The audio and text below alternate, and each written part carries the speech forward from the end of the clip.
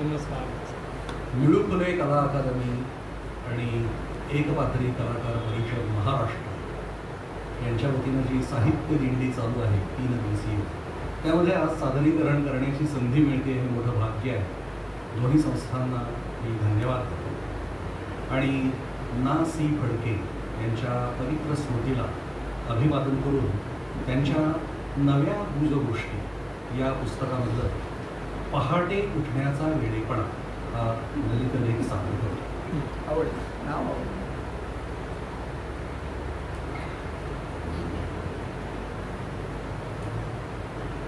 माझ्या पुष्कळदा असं मनात येतं की गोरी माणसं, काळी माणसं, शांत माणसं, चिडकी माणसं अशी वर्ण स्वभावादी भेदानुरूप जी अनेक वर्गीकरणं आपण नेहमी करतो ना, त्यात आणखी एका वर्गीकरणाची भर घालायला हरकत नाही.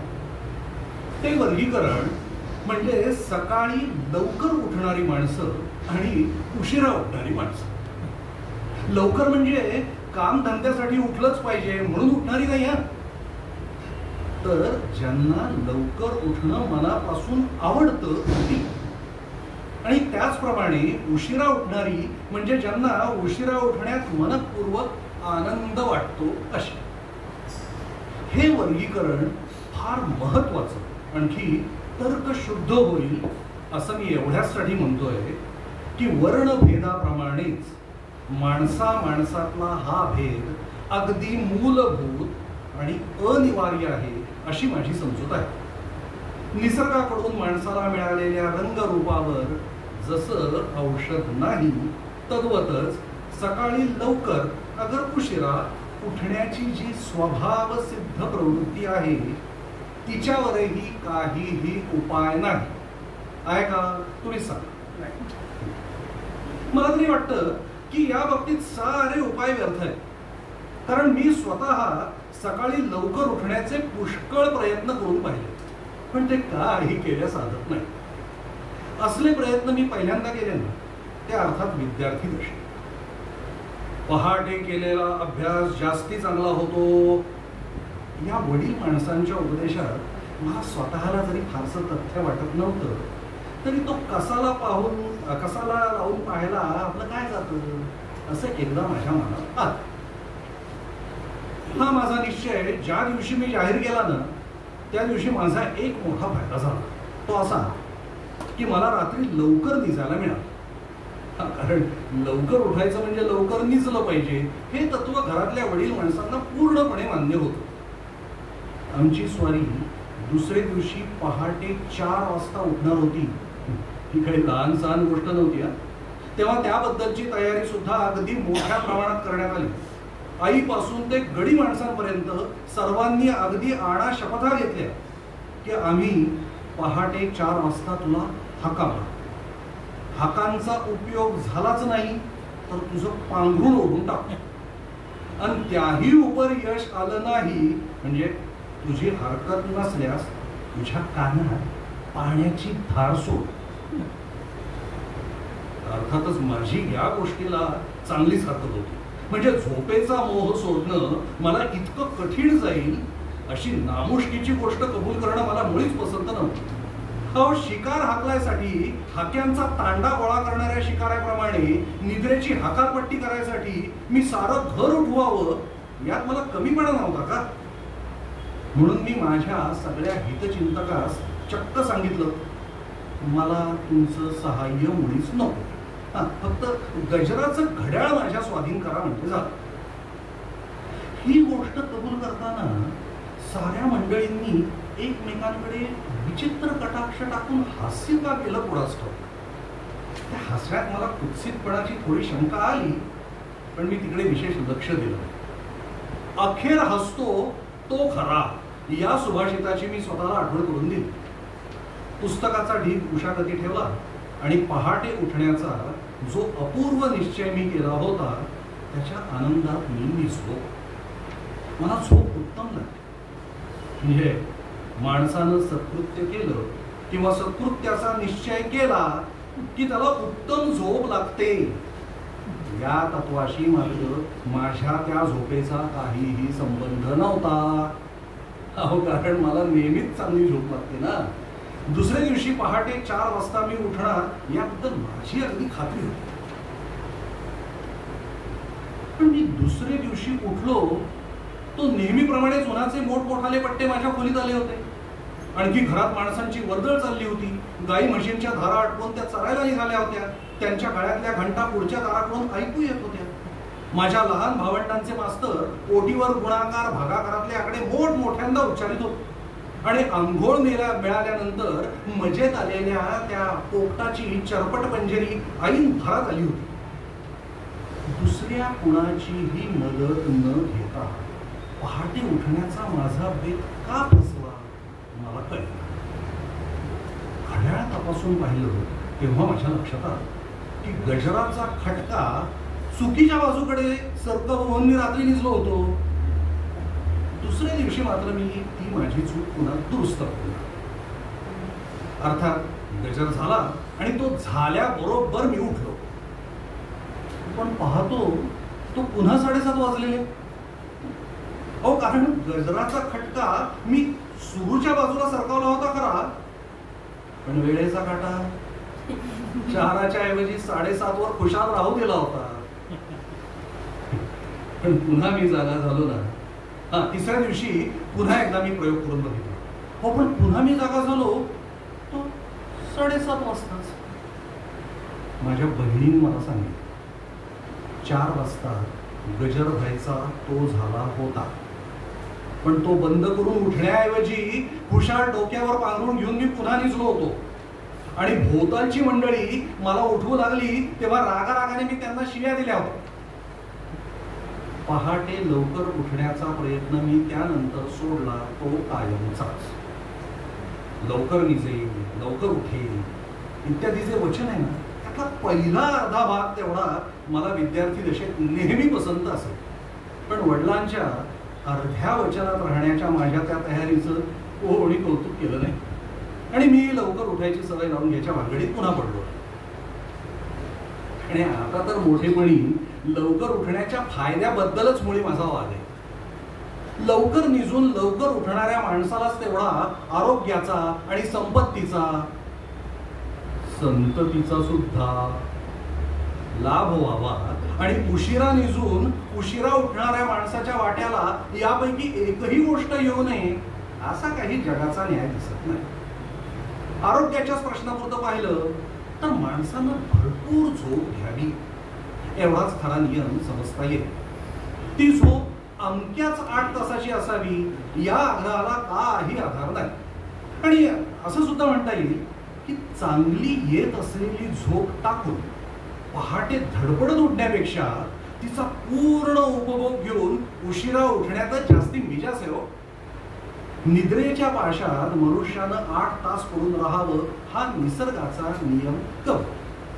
पण तो पाश लवकर ओढून घेऊन त्यातून घाईघाईनं लवकर बाहेर पडण्यापेक्षा तो गोड पाश शक्य तितक्या असते दूर टाकण्यातच अधिक सुख नाही का. आणि निद्रेच्या कालाची एकंदर तोंड मिळवणी बरोबर करण्यासाठी रात्री तिच्या बाहुपाशात शिरायला विलंब करून तिचीच आपल्याविषयीची उत्सुकता वाढवण्यात अधिक काव्य नाही का हो. पहाटेच्या वेळेला ना सृष्टीचं स्वरूप मोठं प्रसन्न असतं असं म्हणतात. नाही, मी सुद्धा ही गोष्ट ना कबूल करीत नाही. एकदा कोणालाच पत्र लिहिण्याच्या बाबतीत माझ्याकडून मनस्वी विलंब झाला होता. दुसऱ्या दिवशी पत्र रवाना झालं नाही तर त्या माणसाच्या मोठ्या रोषास मी पात्र होईन अशी मला भीती वाटत होती. पण त्या दिवशी इतर कामापुढे मला सावकाशीनं मोठं पत्र लिहिता येईल अशी तर मला आशा नव्हती. म्हणून त्या दिवशी मोठ्या प्रयत्नानं मी पहाटे उठलो ते मला पक्का आठवतं. मी पत्र लिहायला बसलो तेव्हा भोवताली जिकडे तिकडे किती विलक्षण शांतता पसरली होती. वाऱ्याची थंड झुळूक सुटली होती. चंद्र पश्चिमेच्या क्षितिजावर टेकला होता. त्याच्या फिकट चांदण्यात झाडाझुडपाच्या आकृती मोठ्या रम्य दिसत होत्या. आणि दूर कुठेतरी उमलू लागलेल्या फुलाचा वास माझ्या खोलीत चोरून शिरत होता. मला जे पत्र लिहायचं होतं ते लिहिताना या सर्व गोष्टींची मला अस्पष्ट अशी जाणीव होती. आणि त्यामुळे माझी चित्तवृत्ती मोठी प्रसन्न होती. मी ज्यावेळी पत्र संपवलं आणि ते बंद करून माझ्या खिडकीतून बाहेर दृष्टी टाकली तेव्हा सृष्टीवरचं मघाचं फिकट चांदण्याचं ते झिरझिरीत वस्त्र दूर झालं. पूर्वेकडच्या क्षितिजावर तांबडा रंग फुटू लागला. झाडाझुडपांना त्याचा मुलामा चढत होता. पक्ष्यांची किलबिल सुरू झाली होती आणि प्रातस्नानासाठी तलावावर जाणाऱ्या माणसांची चाहूल रस्त्यावरून ऐकू येऊ लागली. त्या घटकेला माझं चित्त किती हर्षभरीत झालं ते मी सहसा विसरणार नाही. पहाटेच्या घटकेत एक प्रकारची रमणीयता आहे यात संशयच नाही. पण म्हणून माणसानं पहाटे उठलं पाहिजे आणि त्यासाठी लवकर निजलं पाहिजे असा आग्रह करण्यात काय अर्थ आहे? कारण तसंच पाहिलं ना तर पहाटे उठणाऱ्याला ज्याप्रमाणे सृष्टीच्या एका सुंदर अवस्थेचा अनुभव घेता येतो त्याप्रमाणेच मध्यरात्र उलटून गेल्यावर निजणाऱ्या माणसालाही घेता येतो. त्यावेळी सृष्टीवर विलक्षण स्तब्धता पसरलेली असते. पक्ष्यांची किलबिल देखील तिचा भंग करत नाही. वारा कधी स्वैर गतीनं कधी मंद मंद वाहत असतो. माझ्या घरासमोर एक लहानसा तलाव आहे.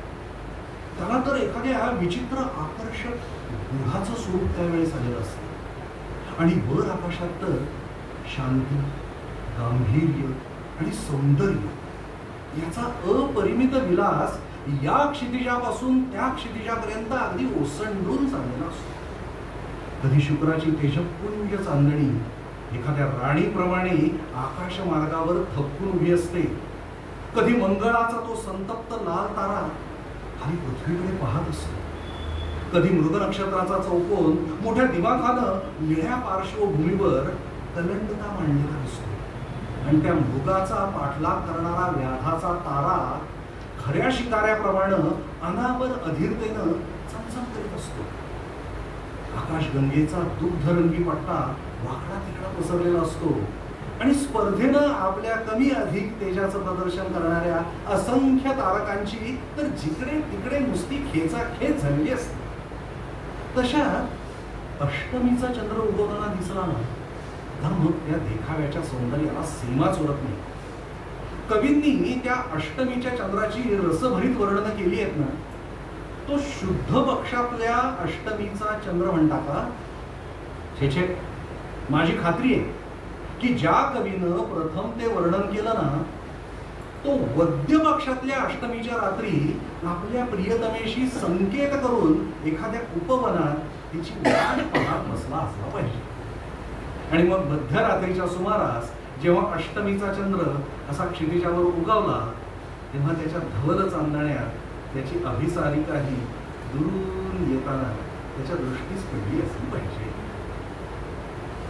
मला तरी पहाटे इतकीच मध्यरात्रीची घटका रमणीय वाटते आणि लवकर निजून पहाटे उठण्यापेक्षा उशिरा उठायचं ठरवून मध्यरात्रीपर्यंत जागणं मला अधिक शहाणपणाचं वाटतं.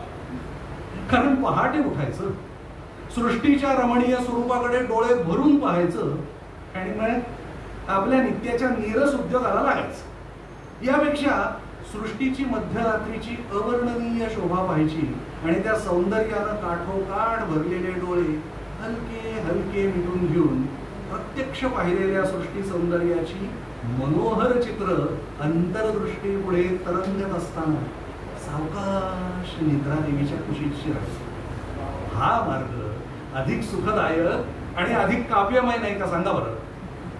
आणि काव्याची कसोटी सोडून केवळ उपयुक्ततेच्या दृष्टीनं पहाटे उठण्याचं महत्व जर कोणी सांगू लागला ना तर तेही मी मानणार नाही. कारण मी असं सिद्ध करू शकतो की पहाटेच्याच प्रहराला तेवढं रामप्रहर म्हणण्याची जी चाल पडली आहे ना तिच्या बुडाशी तर्कशुद्धता मुळीच नाही. हे बघा, 8 प्रहरातला अमुकच प्रहर शुचिर्भूत समजण्याचं काय कारण? काळाच्या ठिकाणी तत्वतः शुचित्वही नाही किंवा मालिन्यही नाही, पावित्र्य मानण्यावर. आणि सारे प्रहर सारखेच पवित्र मानायला काहीच हरकत नाही. माझी तर दिवसेंदिवस अधिकाधिक दृढ समजूत होत आहे की आमच्या पूर्वजांनी पहाटे उठण्याचं महत्व मानलं ना ते त्यावेळच्या सामाजिक परिस्थितीमुळे, त्यावेळेचा समाज कृषीप्रधान होता. समाजातल्या सर्व स्त्री पुरुषांनी जमिनीची मशागत करण्यासाठी दिवसाचा शक्य तितका अधिक उपयोग करणं आवश्यक होतं. सर्वांनी लवकर उठावं आणि नांगरणी, पेरणी, मळणी अशा कामाला लागावं ही गोष्ट जरुरीची होती हो. आणि यासाठीच सर्वांनी पहाटे उठण्याची आवश्यकता होती. आता तो काळ थोडाच राहिलाय. आजच्या यांत्रिक युगात कृषी कर्माखेरीज कितीतरी अनेक उद्योग माणसांना अंगीकारलेले आहेत. या उद्योगाचा पहाटे उठण्याशी काही एक संबंध नाही. अहो, इतकंच नाही तर यापैकी पुष्कळ उद्योग असे आहेत की ते पहाटे उठून करताच यायचे. आणि शिवाय आमच्या पूर्वजांना रात्री जागून काय करता येण्यासारखं होतं. सभा संमेलन, नाटक, गायन आदी करमणुकी त्यांना कुठे उपलब्ध होत्या. ते बिचारे लवकर निद्रावश होत होते, ते साहजिकच होतं. पण त्यांनी साहजिक म्हणून जे केलं ते काय श्रेय समजायचं की काय. ते श्रेय समजणारा मनुष्य आणि वैश्वदेवाच्या वेळी बापाच्या लांड्या वस्त्राचा कच्छप सुटत असे म्हणून तो सोडणं हा विधीचाच एक भाग आहे असं मानणारा मनुष्य या दोघात कोणतं अंतर आहे हो सांगा. मी तर म्हणतो अमुक एक मनुष्य किती सुधारलेला आहे हे ठरवायचं असेल ना तर तो किती उशिरा उठतो हेच पाहिलं पाहिजे. आणि या उपरही कुणी मला पहाटे उठण्याच्या तत्वाचं बोधामृत पाजू लागला तर मी त्याची विनवणी करीन. हे बघ बाबा, माझ्या नादाला उगीच कशाला लागतोस. तुझा तो रामप्रहर आणि तुझी ती गजराची घड्याळ तुला लखलावा असो, मला त्याचा काहीही उपयोग नाही.